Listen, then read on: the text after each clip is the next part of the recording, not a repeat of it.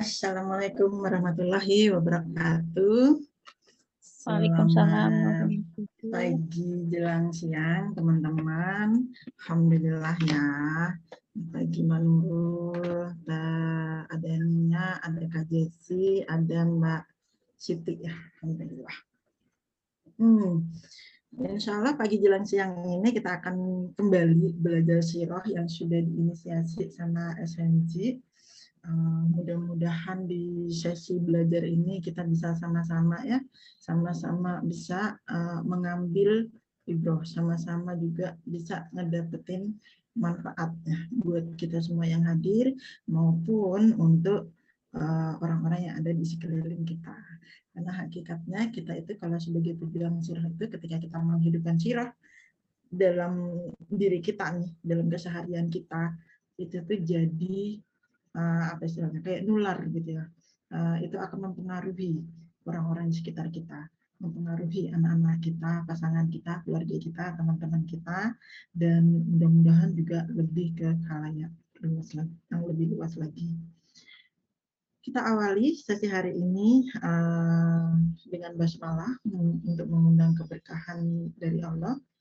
Bismillahirrahmanirrahim dan sholawat Allahumma sholli ala Sayyidina Muhammad wa ala ali Sayyidina Muhammad. Aku izin share screen. Oke. Nah, di hari yang istimewa banget gitu. Hari ini di tanggal 17 ya, 17 Agustus 2024 kita bertepatan gitu hari ini itu kita sedang merayakan Hari Kemerdekaan Republik Indonesia yang ke-79. Masya Allah, tabarakallah. Kita sudah 79 tahun kita terlepas nih dari belenggu penjajahan.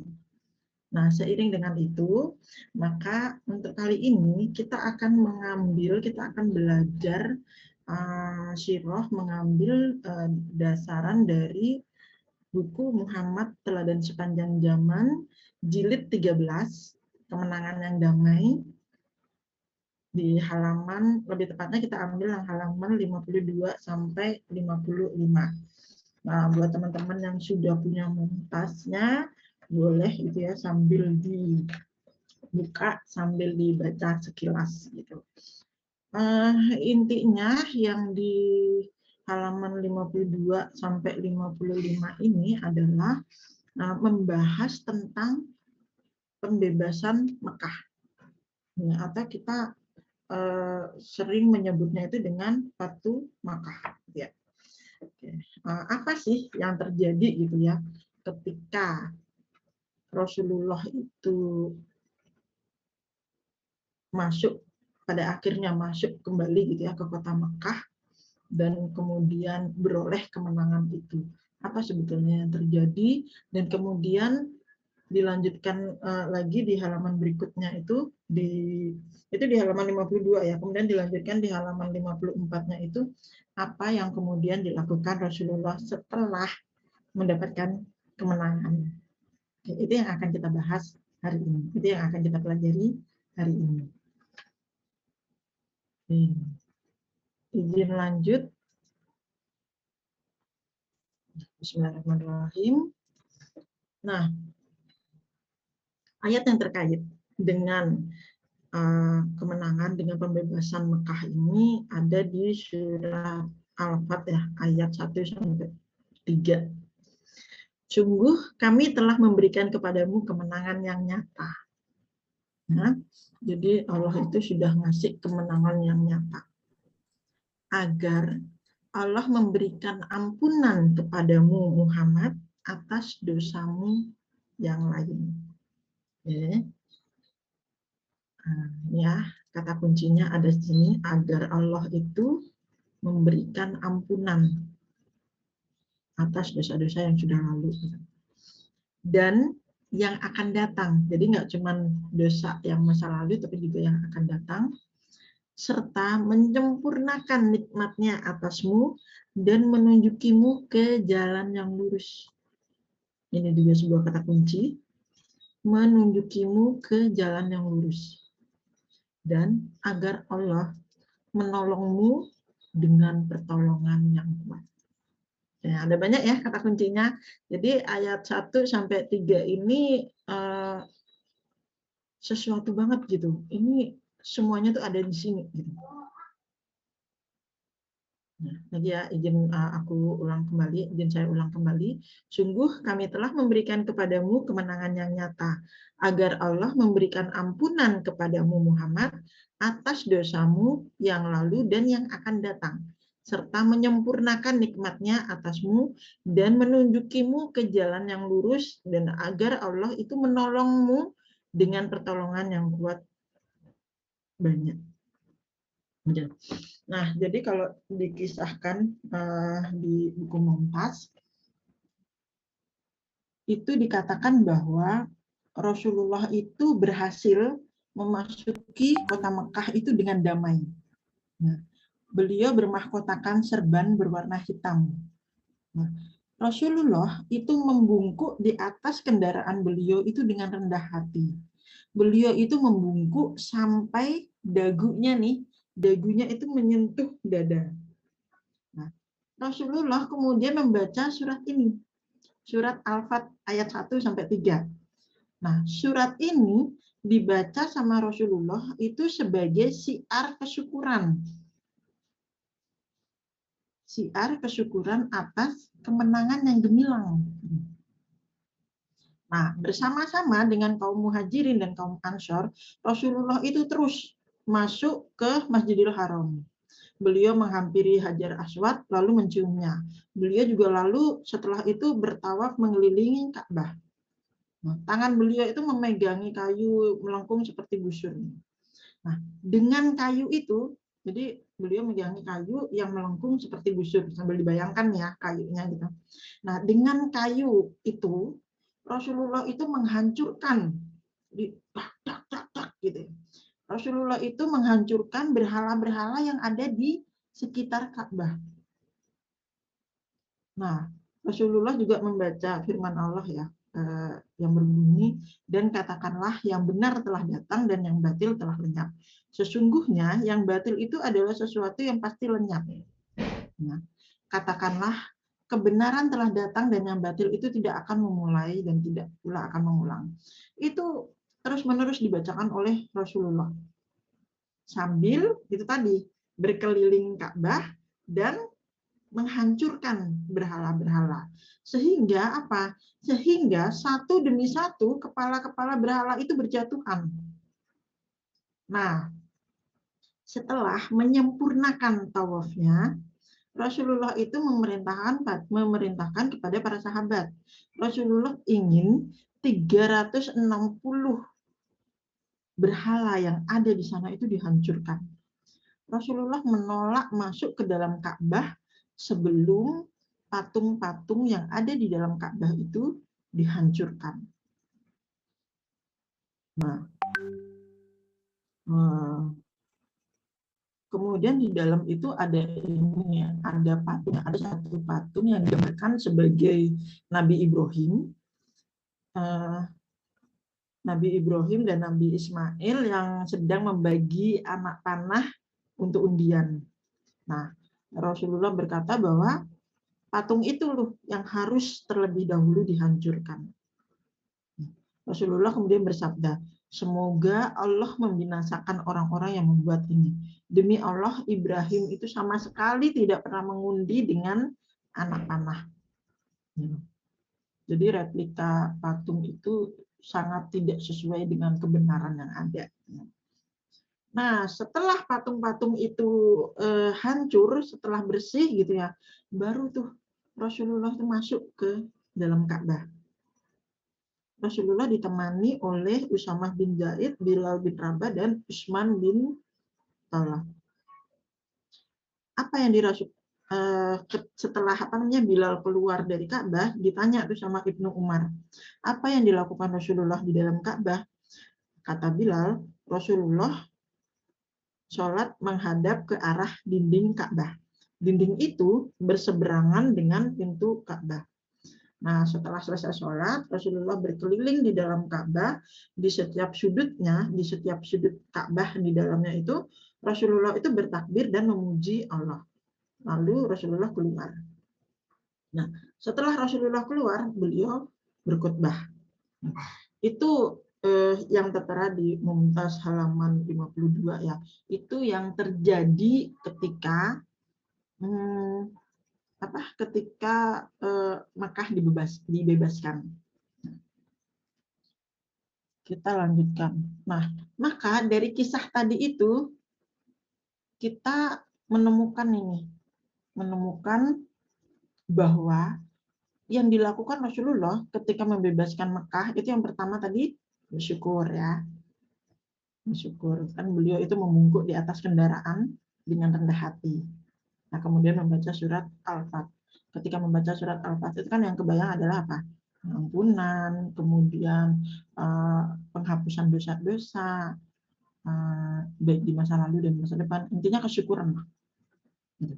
Jadi pertama banget itu bersyukur. Kemudian yang kedua dilakukan Rasulullah itu adalah penghancuran berhala. Jadi hal-hal yang sifatnya menyekutukan Allah itu dihancurkan. Setelah itu sholat di dalam Ka'bah.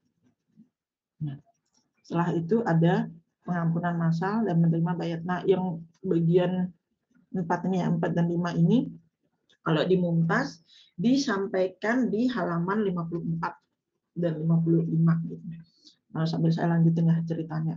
Nah, jadi setelah Rasulullah itu selesai sholat, Rasulullah kan keluar dari Ka'bah.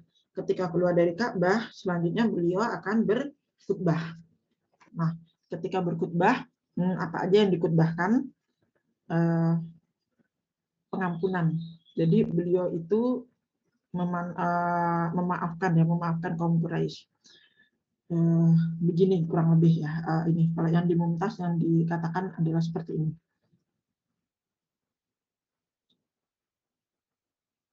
Tiada ilah selain Allah yang membenarkan janjinya, menolong hambanya dan mengalahkan musuhnya sendirian.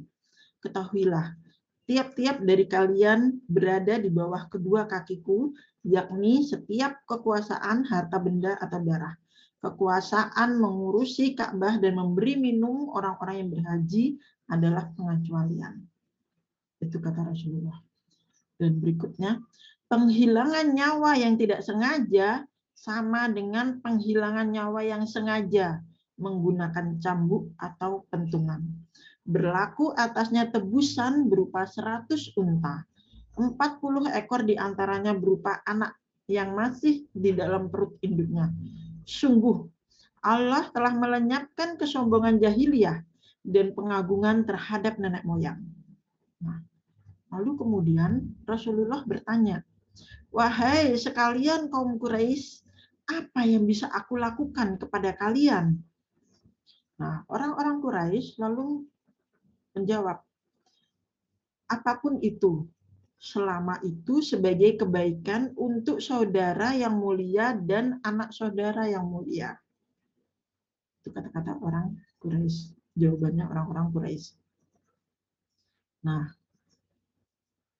Rasulullah kemudian mengatakan sesuatu yang lalu disambut oleh senyum harunya orang-orang Quraisy. Ini kebayang ya, jadi sebelum kaum muslimin bisa beroleh kemenangan ini, tindasan-tindasan yang dilakukan oleh kaum Quraisy kan itu sesuatu yang kita yang ngebaca aja sekarang ini rasanya kayak masih pedih gitu. Bagaimana Bilal yang di dadanya itu dikasih batu di tengah panas gitu ya. Kemudian yang lain-lain lagi itu belum lagi yang terbunuh gitu ya. Ini dalam perang apa tuh yang kemudian sampai hati paman Rasulullah itu juga dimakan sama Hindun gitu. Sesuatu banget itu kayak seperti kejahatan yang rasa-rasanya tuh nggak bisa banget untuk dimaafkan gitu. Kejahatan yang rasanya tuh buat kita juga kok ada ya orang yang seperti itu, setega itu gitu. Faktanya emang ada gitu. Dan ketika kita membayangkan kembali itu kisah ketika Rasulullah itu meminta perlindungan di kota Taif itu, ingat ya, ternyata Rasulullah malah kejar-kejar, diejek, dilempari batu gitu sampai berdarah-darah. Nah, ketika mengingat itu aja rasanya udah kayak pengen nangis gitu kan, rasanya ya aku nggak mau maafin gitu. Nggak bisa kayak gitu, itu harus dapat ininya tuh. Orang yang melakukan itu harus mendapatkan balasannya, rasanya tuh seperti itu gitu. Tapi mari kita dengarkan sama-sama apa yang kemudian dikatakan sama Rasulullah. Rasulullah kemudian berkata, aku katakan kepada kalian sebagaimana yang dikatakan Yusuf kepada saudara-saudaranya. Pada hari ini tidak ada cercaan terhadap kalian. Semoga Allah mengampuni kalian. Masya Allah. Sungguh luar biasa banget pribadi Rasulullah. Kita tadi baca di surat Al-Fat ya.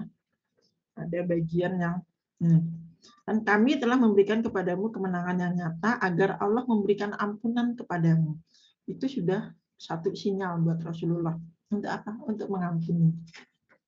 Kemudian di kalimat beliau juga dengan aku katakan kepada kalian sebagaimana yang dikatakan Yusuf kepada saudara-saudaranya. Maka kita ingat apa yang kemudian Nabi Yusuf lakukan terhadap saudara-saudaranya.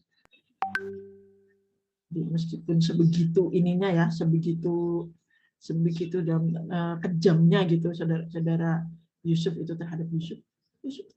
Nabi Yusuf itu tetap memaafkan. Nah, dan ini yang kemudian diambil nih sama Rasulullah. Rasulullah memaafkan. Semoga Allah mengampuni kalian. Pergilah karena kalian orang-orang yang bebas. Jadi nggak ada yang namanya balas dendam, itu nggak ada. Memaafkan gitu. Itu dan itu sifatnya massal, kan itu khutbahnya itu khutbah di depan Ka'bah, di mana di sana itu ada kaum Ansor, ada kaum Muhajirin, juga ada orang-orang Quraisy. Gitu. Jadi Rasulullah memaafkan, gitu ya, memberikan pengampunan massal. Itu yang dilakukan sama Rasulullah. Kemudian yang nomor 5 itu menerima bayat. Jadi setelah peristiwa ini kemudian berbondong-bondong gitu ya, berkelompok gitu, orang-orang Quraisy yang telah diampuni itu berbaiat, mengambil sumpah setia sama Rasulullah, kemudian memeluk Islam. Nah, itu ini yang dilakukan Rasulullah ketika membebaskan kota Mekah. Kita lanjutkan lagi. Nah, kemudian yang terjadi setelah pembebasan Mekah gitu ya. Jadi keesokan harinya gitu yang kemudian dilakukan sama Rasulullah itu ada banyak ya sebenarnya. Ada banyak, dan itu kalau dimumtaz digambarkan itu mulai dari ini tadi ya, mulai dari halaman 54 sampai terus ke belakang sampai habis nih jilid 13 ini sampai habis itu.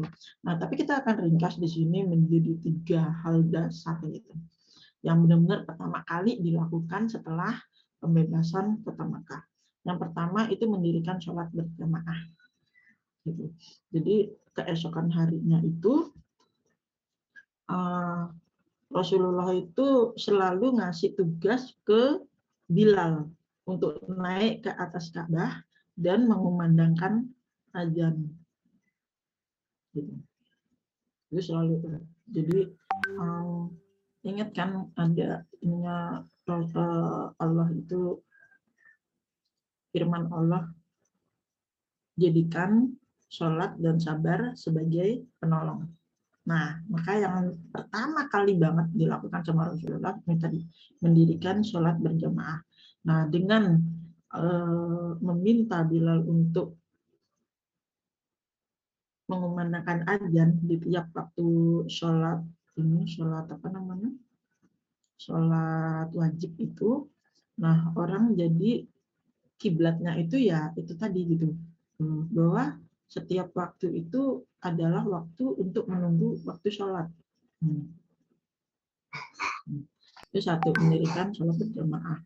Dan harapannya sih itu tadi ya, bisa menjauhkan ini. Jadi sholat itu seperti melindungi diri kita gitu.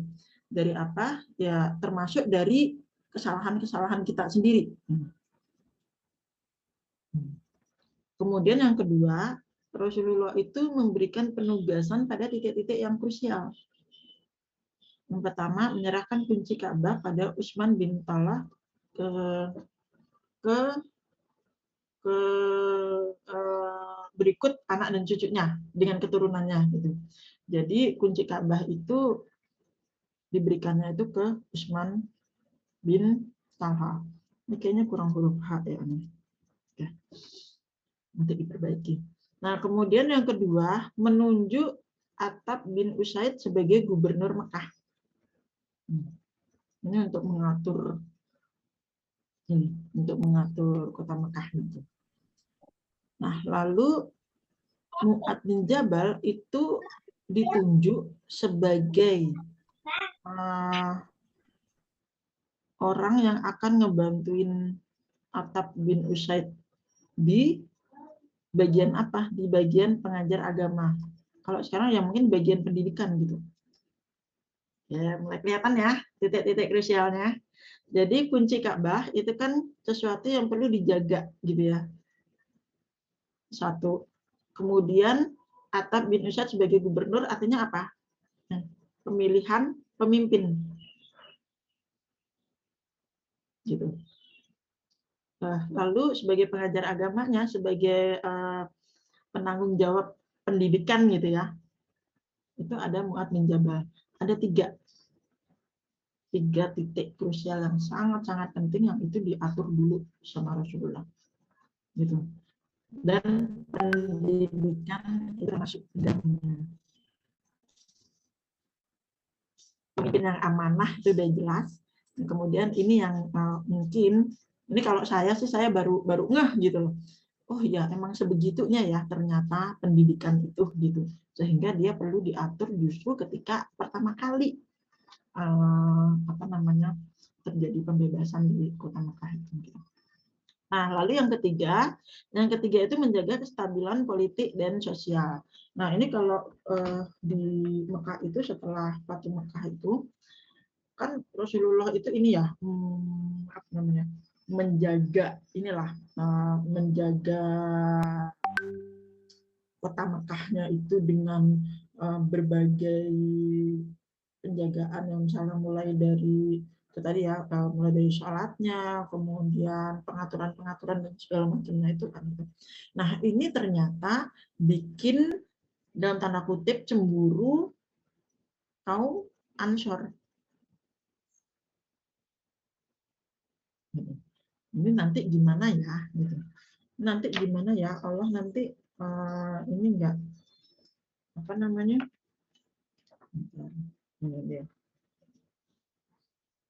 Kayak mereka tuh khawatir gitu. Jadi orang-orang Ansor yang berasal dari Madinah, dari kota Yasrib itu kayak saling berbisik. Mereka khawatir kalau Rasulullah itu nanti memilih tetap tinggal di Mekah. Mereka khawatir kalau Rasulullah itu nggak kembali ke Madinah. Ada sedikit-sedikit rasa ini ya, khawatir, rasa iri itu ada. Ya. Nah, kemudian Rasulullah itu negur pada waktu itu. Langsung negur. Apa yang sedang kalian bicarakan? Nah, awalnya mereka mengelak gitu kan. Mereka ya, oh enggak kok, enggak ada apa-apa kok ya Rasulullah. Tapi akhirnya mereka menyampaikan kekhawatirannya, disampaikan ke Rasulullah. Nah, kemudian Rasulullah menjawab dengan tegas, aku berlindung kepada Allah. Kehidupanku adalah bersama kalian, kematianku pun bersama kalian. Nah, itu bagian dari apa? Dari menjaga kestabilan politik dan sosial. Nah, termasuk ketika ketika di bagian ini nih yang pengampuan masalah. Nah, ini kan pada akhirnya nanti itu ada ada kaum Quraisy, orang-orang yang memang dia itu bertobat dan kemudian benar-benar memang minta diampuni gitu ya, bertobat dan kemudian masuk Islam gitu ada, tapi ada juga nih gitu, ada juga kaum Quraisy yang dia itu tetap menentang gitu, jadi malah kekeh gitu. Nah, yang seperti itu apa? Jadi hukum, menerima hukumannya. Ini ada ya, ada bentar namanya. Ada Ikrimah. Ikrimah itu sempat ya melarikan diri ke Yaman, tapi kemudian istrinya memohon ampunan kepada Rasulullah. Nah, setelah dimaafkan, Ikrimah dan sang istri itu kembali ke Mekah, lalu menyatakan keislaman. Terus ada Ibnu Qatal. Dia bergelayutan di kain Ka'bah. Nah, akhirnya apa? Rasulullah memerintahkan sahabat untuk menghukum. Ada juga Mikyas bin Hubabah. Nah, itu ditangkap juga. Terus lalu ada Al-Harits bin Naufal, itu juga ditangkap. Gitu. Nah, jadi kalau yang untuk menentang setelah ada pengampunan, tapi mereka masih menentang, itu ya Rasulullah memberikan hukuman juga gitu. Nah, itu adalah bagian dari apa? Dari menjaga kestabilan politik dan sosial. Nah, sama halnya kalau kita di sini ya, di masa sekarang itu kan setiap kejahatan itu insya Allah itu akan ada hukumannya. Jadi itu diproses secara hukum gitu. Misalkan mereka yang mencuri, mereka yang membunuh, mereka yang korupsi dan lain-lainnya itu diproses secara hukum. Itu adalah bagian hukum, itu adalah bagian dari kestabilan politik dan sosial. Mulai ke gambar ya. Apa yang terjadi, apa yang dilakukan Rasulullah ketika membebaskan Mekah dan apa yang terjadi setelah terjadi pembebasan Mekah. Nah, kemudian kita bisa nariknya apa nih, gitu kan? Nah, yang bisa kita tarik adalah ini dari kisah ini tadi Fatu Mekah ini, bahwa apa? Bahwa kemenangan itu adalah sebuah awal. Oke, udah menang nih, gitu. Rasulullah udah masuk ke kota Mekah dengan kemenangan yang nyata. Kemenangannya itu benar-benar ada dalam genggaman gitu. Dan itu baru sebuah awal, itu bukan akhir. Kemenangan itu bukan akhir. Nah, maka PR besarnya gitu ya, tugas besarnya, challenge besarnya, tantangan selanjutnya itu adalah bagaimana bisa mewarnai kemenangan itu gitu. Bagaimana kita bisa mengisi hari-hari setelah kemenangan itu. Dan Rasulullah sudah mencontohkan apa yang perlu kita lakukan. Ini tadi.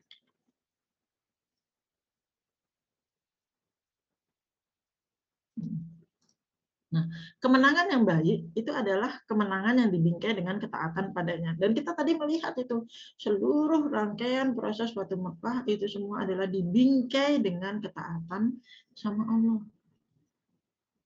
Rasulullah masuk, yang dibaca apa? Surat Al-Fat. Di awal itu udah dibingkai gitu. Dan di akhir juga sama. Dibingkai dengan ketaatan pada Allah. Ini sebuah kemenangan, hakikat sebuah kemenangan. Nah, maka kemerdekaan juga sama. Kemerdekaan pada tahun 1945 itu adalah sebuah awal. Nah, mewarnai kemerdekaan lah gitu yang jadi prioritas kita nih. Yang jadi prioritas bersama nih buat semua anak negeri itu untuk mengisi hari-hari kita gitu. Itu tugasnya pemerintah. Ya, pemerintah punya tugas, tapi kita juga bisa mewarnai itu gitu loh.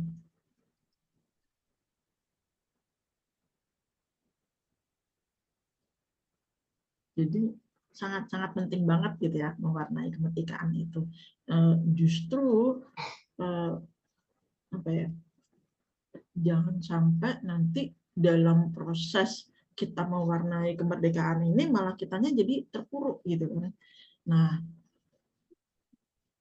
maka mengimani yang tadi itu ya, bahwa ini ya kemenangan yang baik adalah kemenangan yang dibingkai dengan ketaatan padanya, maka sama kemerdekaan yang baik itu juga gitu.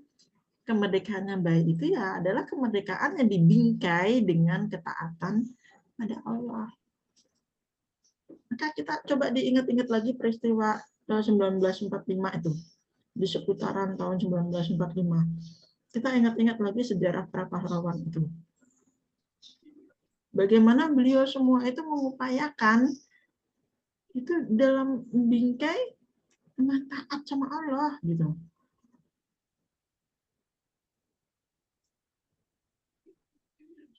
Para tokoh-tokoh, para pahlawan-pahlawan itu semua.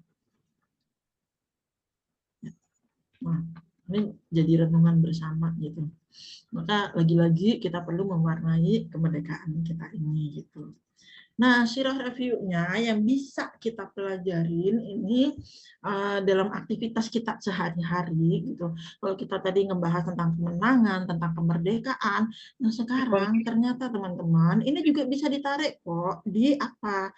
Di kehidupan kita sehari-hari. Maksudnya gimana?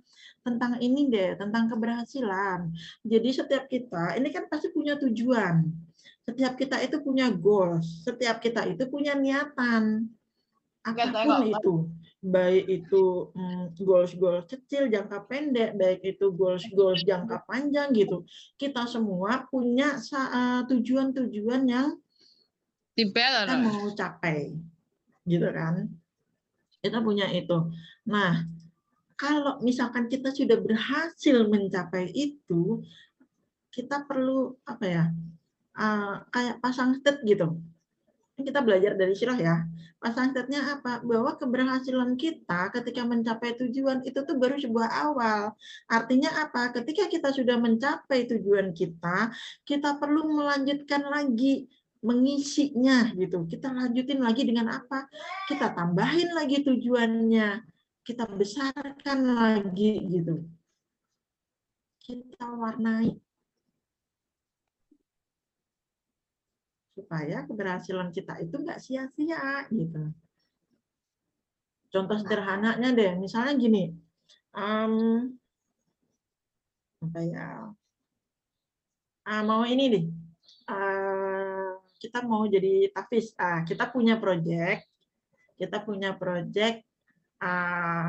hafal itu deh, yang juz 30 dulu deh. Nah ini kayaknya apa namanya, kalau teman-teman sepertinya udah melampaui semua ya. Tapi coba kita bayangkan, kita mau hafal. Nah, kalau juz 30 kayaknya udah pada hafal apa ya, juz ini deh, juz 25 gitu. Nah, kita mau hafal juz 25 dalam waktu misalnya rentang waktu 1 bulan. Kita berupaya tuh, ketika kita mau mewujudkan itu tuh kayak apa ya, gairahnya tuh kayak pokoknya gimana caranya biar itu berhasil gitu. Nah, 1 bulan kemudian ternyata berhasil nih kita. Masya Allah, tabarakallah, berhasil nih. Berhasil hafal juz 25 dalam waktu 1 kali duduk. Kan luar biasa banget ya. Gitu. Tapi ingat, pasang di stat bahwa keberhasilan itu baru sebuah awal. Ternyata kita hafal juz 25 itu adalah langkah awal sebelum kita maju ke babak berikutnya. Apa babak berikutnya? Memaknai isi juz 25. Oh, sudah tahu maknanya? Oke, sudah tahu maknanya, berarti yang kelanjutannya apa? Setelah berhasil menghafal, berhasil memaknai, berarti menerapkan juz 25 ke kehidupan kita sehari-hari. Ketika kita menerapkan itulah yang dinamain dengan mewarnai keberhasilan. Bayangkan kalau kita tidak mewarnai, nah kita nggak setelah hafal ya udah gitu ya. Setelah ya udah, kita nggak isi, kita nggak murojaah lagi, kemudian kita juga nggak memaknainya, dan buru-buru gitu ya sampai menerapkan gitu dalam kehidupan sehari-hari karena rasanya kayak udah nggak sempet aja.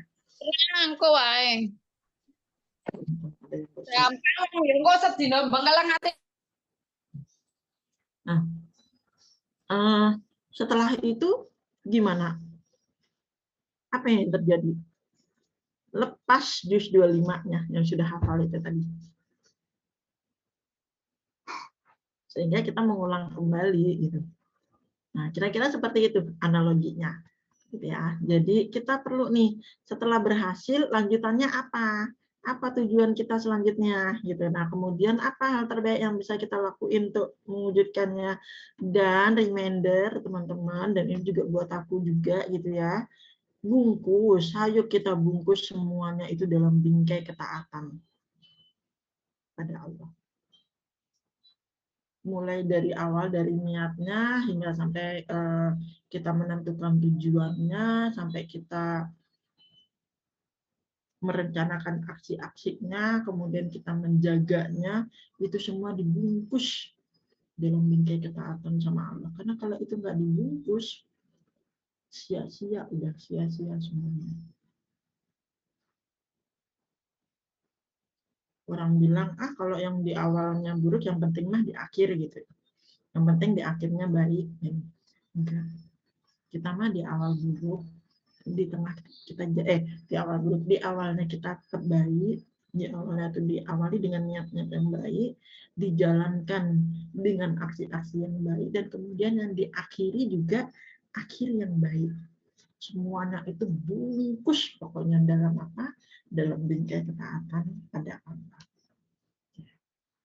Itu ya yang bisa disampaikan di sesi hari ini. Insyaallah. Tabarakallah. Ada mungkin yang mau dibahas dulu? Ada yang mau diobrolin? Aman?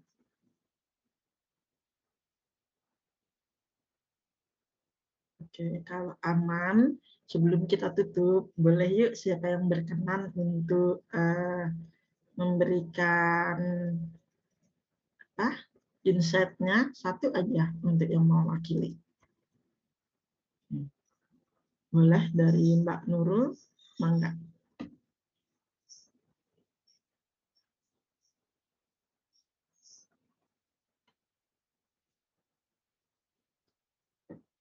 Mbak Nurul atau Mbak Siti?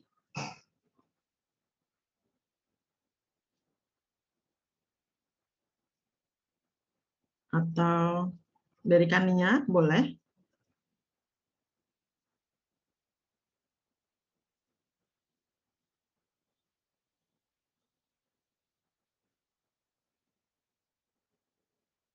Mbak Naura, Kak Aji, Mbak Suci.